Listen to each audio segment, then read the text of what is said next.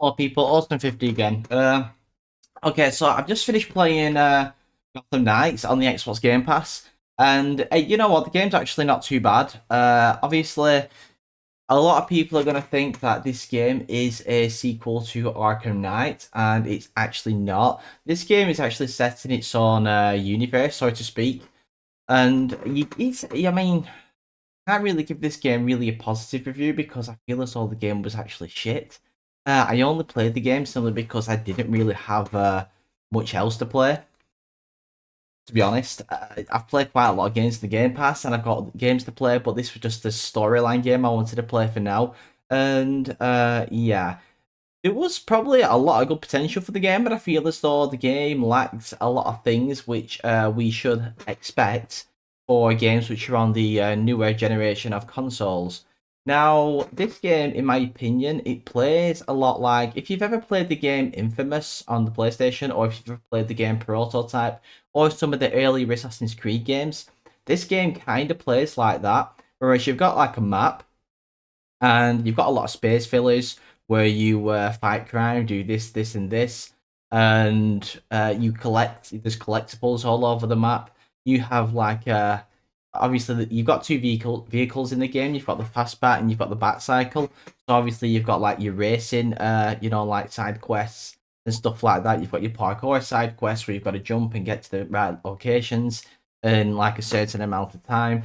But the thing is, I think this game would have been extremely good if it was released on the PlayStation 3 or the Xbox 360. At a push, I'd say one of the earlier games for the PlayStation 4 and the Xbox One. But for a game on the Xbox Series X or S or even the PlayStation 5, I don't think this game kind of lives up to them standards because it isn't up to them standards. Like, I feel as though the game was created on a blank canvas and they only painted the middle of the canvas and left everything outside out. If that makes any sense. That's just the analogy I'm going to use. The game wasn't that good. So basically, you can move Batgirl, you can move Red Hood, you can move Robin, Tim Drake's Robin, and you can move obviously Dick Grayson, which is Nightwing. Okay, so I did my playthrough mainly with Nightwing simply because I liked his because I like to roleplay when I do these games, so I liked his acrobatics in combat. That was actually really sweet. I enjoyed that. Now, even the equipment for each character is a bit like terrible. Uh, so, like for example, Robin, he throws the Robin shurikens, and he has a bow staff. Batgirl does pretty much the same. She throws the bat boomerang thingies, and she has compass, which can like dismantle the like nunchucks kind of thing. You got Nightwing, he's got eskrima sticks, and he's got darts, which he shoots out of his wrist. And then you've got Red Hood that just uses punching, kicking, hits you with his guns, and he shoots people. Obviously, he doesn't shoot to kill in this game, but yeah, even the combat's good. When you first start playing the game, the combat's good. The combos, which the melee combos are kind of decent. The range combos are kind of decent, but after a while, they get kind of samey. So like kind of the same thing all the time, which you'd expect in an old Assassin's Creed game like Assassin's Creed 2. But back then it was good. Now, not good. Because it's an idea that's been used and used and used again, and every time you keep using the same idea, it gets watered down a little bit more. So yeah, I played the game. It's okay. The quests aren't that in depth. For example, so basically, when you start the game, you got your cutscene. Oh, and by the way, Batman's dead in this game. Batman dies at the start of the game. Okay, yeah. I'm not going to spoil the ending of the game, but I'm going to tell you, you'll find this in the intro anyway, and it's actually kind of vocal in any, Wikipedia page or anything if you want to look up the game. Batman's dead in this game. He's well and truly dead. And you are the Gotham Knights, which are trying to, find out what happened, basically. So basically how the storyline goes is you've got, obviously, Batman dies at the start. There's a professor that's been killed by the Court of Owls. The Court of Owls is like a syndicate group of all the rich people in Gotham City. And obviously, they're the stereotypical underground people that have control of Gotham City. So basically, they're bribing all the police, they bribe all the politicians, they get richer, they control Gotham City. Then we also have the League of Shadows. Yes, League of Shadows. And we all know, everyone's saying Christopher Nolan's Batman series, even if you're not familiar with, DC superhero films. The League of Shadows is, they want to purify Gotham. They've always wanted to purify Gotham, so they want to purify Gotham in the most extreme way to get rid of the Court of Owls. So basically, Bruce Wayne knew about the Court of Owls and kind of kept it a secret. It's kind of explained why, in a way. He kind of knew they existed, but didn't kind of know they existed. So yeah. So basically, your job is to take down the Court of Owls, and at the start of the game, you're working for Talia Al Ghul, because Ra's Al Ghul got killed with Batman at the start of the game. And obviously, you're working with her. I'm not going to ruin the game for you in any way or whatever, so I'm not going to elaborate too much, but that's roughly what the storyline is. So basically, you got not map from map. I wish you could. So you got map locations. So basically, when you start playing the game, you'll go out on your patrol. So you'll leave your hideouts, and then you patrol in the night.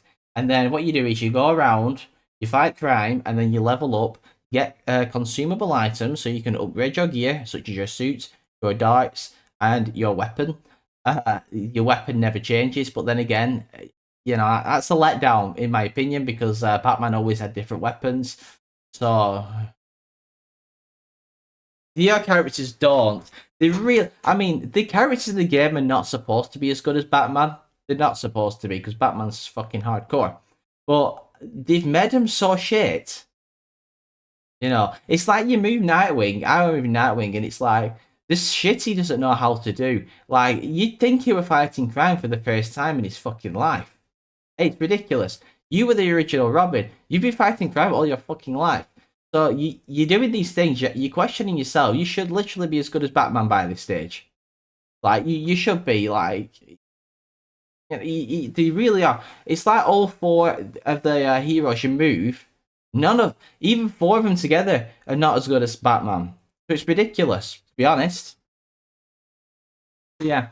The game is like not even long. I think it's about 15 hours in length to do everything. Fucking do everything. But you do have, they're not DLCs. You have case files, so you do have case files for these are like your side quests. They are main quests, but it's like they take place in a different game. So you have like Mr. Freeze cases, you have Harley Quinns, and you have Clayface. So they are separate storyline missions to the main storyline, but I'm not going to say the side quests because I wouldn't say they are side quests. I mean, some people might say they are. They feel more like DLCs, to be honest, unless they were originally DLCs, and I just didn't know about it because, on Xbox Game Pass, it's giving me the full game. Maybe that is the case. They do feel more like DLCs, but they're not that long. But they are good though. The boss fights aren't too bad. Now in the game, you do have difficulty settings. So if you want to like relax and chill, you can go on the very low difficulty where combat's going to be extremely easy. And then obviously you can increase your difficulty. That's okay. But however you want to play that, that's fine. But I wanted to have a chilled out difficulty because I only stress when I'm playing online games. I don't stress when I'm playing storyline games. I play storyline games because in my head, they're like an extended film, extended movie in my head. The game was good in a way because it was good for that reason. But, if they were selling the game for like £40 or something like that, would I pay that money? I wouldn't even pay that money. That's just shit. The characters aren't even good. Actually, there's one character that's good, Batgirl. Oh, she's good. She is fucking good. Now, she's got a nice ass. For a computer game character, I would definitely bang that. I would definitely tap that. She is fucking stunning. She is beautiful. Oh my god. Oh my word. Yeah. I'm on a sicko. They base these characters off, like humans anyway. So yeah, and in this day and age, when they create these characters, it's generally an actor that plays them anyway, with all the, the dots all over them, the green screens and all that shit. So hey, I don't even feel bad saying this. She was the best part of the fucking game. She had a nice ass. I tapped that shit. Easy. I digress. So yeah, the game was okay. It wasn't a masterpiece by any standards, but still. Actually, you know what the game reminds me of? It reminds me of Ghost of Tsushima. If I even said that right. Because Ghost of Tsushima was a good game. It had a good storyline. It had a good combat system. So obviously this game's better than Gotham Knights. It had a good combat system.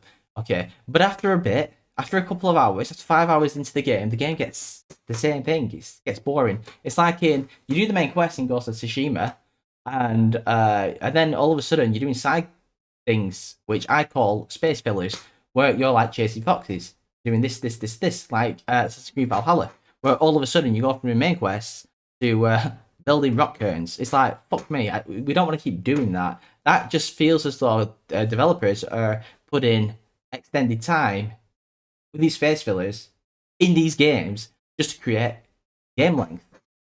And that's not good, in my opinion. I'd rather play a smallish game. I mean, in my opinion, every game now should be at least 30 hours. That's just my opinion. Because companies these days, they are charging quite a lot of money for their games. You know, they're not exactly fucking cheap. Even pre-owned, they're not cheap. So 30 hours, that's reasonable. With some space fillers. Space fillers are good if you want to level up. That's good. Or space fillers are good if it's going to give you some legendary gear. Or epic gear. Or whatever.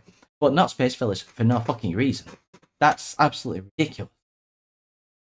Also, you only get 2 vehicles in the game. Batman had a massive arsenal of vehicles. You only get the Fastbat, which I was thinking, woohoo, I can fly around Gotham City now, yay. No. So what you can do is it's just a fast travel around a tiny map anyway, which has no purpose in this game whatsoever, might I add. Because the map's extremely tiny. It's not a big map. It is fucking small. It's tiny. So why you'd need that fastbat is beyond belief. It is not helpful. It will not help you do any quests faster. It won't help you do any side quests faster. It's just a fast travel. And you actually have a cinematic. There's a fucking cinematic when you do the fastbat. So, oh, you've also got the bat cycle, by the way. So basically, the fastbat's fast travel, and then you have a cinematic. It's quicker for you to jump on the bat cycle and ride to that location than it is to go on the fastbat, because call it fastbat, but it's not fast. It's shit. Yeah. So I would have liked more vehicles. I mean, what they could have done is they could have fucking done something different. Like they could have like per character. You know, you got 4 characters you can move. They should have had a different vehicle for each. Like for example, Nightwing. You should have had like Nightwing has the fastbat. No, somebody else has something else. You know, anything. Just make something up. You know, just make anything up. Bat Scooter for Robin because he's a.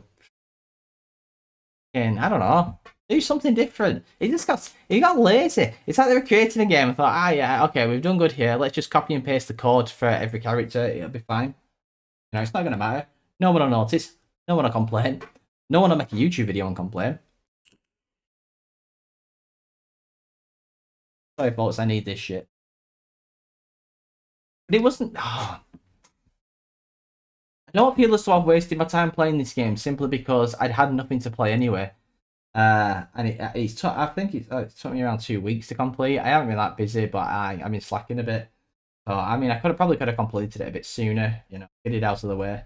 Oh yeah, your level cap's only level 30 as well. Just saying. So that's also pretty shit because you can't actually. It's not humanly possible to get. Obviously, you can level up, and you have like you have like a skill tree. I call them skill trees, even though it's not built like a skill tree. So every time you get a level up, you can obviously, it's like every other game where you can improve an ability or you get ability points and stuff like that. That's fine, whatever. But you can't get every single one because the level cap's only 30, and then you can't keep leveling up after that. So you'll never get every single ability for your character that you're moving. So that what is the actual fucking point in that? There's no point in that. You can never get every single ability. Unless I'm wrong. I'm wrong about a lot of things. I could be wrong, but to my knowledge, when I got to level 30, I didn't level up anymore, and I only got 1 ability point. Or action point, whatever. Still, and they didn't give me any more. And I surely to God should have leveled up, because I got to level 30 yesterday afternoon, and I've been playing the game for a further 4 or 5 hours, and I didn't level up once, nor did I get another ability. Sorry, itchy nose. Yeah, you know, I don't think there'll be a sequel to this game, honestly. You know, why would they make a sequel to this game? The thing is, with games like this, is they're always going to sell. Because everyone's into superheroes. They have been for the last 15 years. It's been like a superhero, like, fucking generation.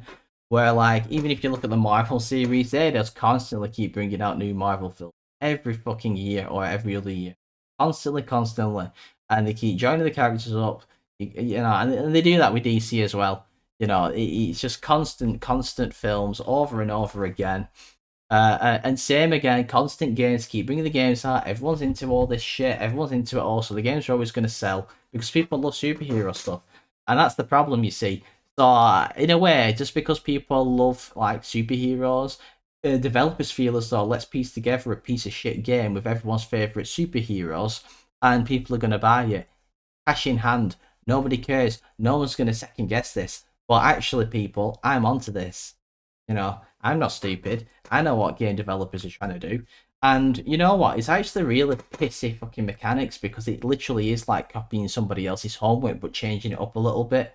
I mean, I expected this shit from Ubisoft, but I don't expect this from. Hang on a sec. I'm not too sure who made the game. I think it was Warner Brothers or something. I'm gonna Google it. I'll Google it now.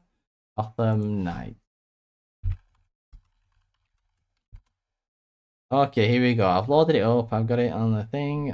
Oh, here we go. Gotham. Don't know why this is taking me so long. Yes, exactly. Warner Brothers. Warner Brothers designed this game. They developed the game. Uh, what? Why? So they created a game and copied off somebody else's game basically and just sold it. Holy shit! You'd be if you were someone like Ubisoft or something, you'd be taking them to court. This rant's over. Awesome 50 out. Thank you all for watching. Obviously, these videos aren't scripted, and I don't actually even edit them. I just talk shit on camera. So please subscribe if you enjoy the vid.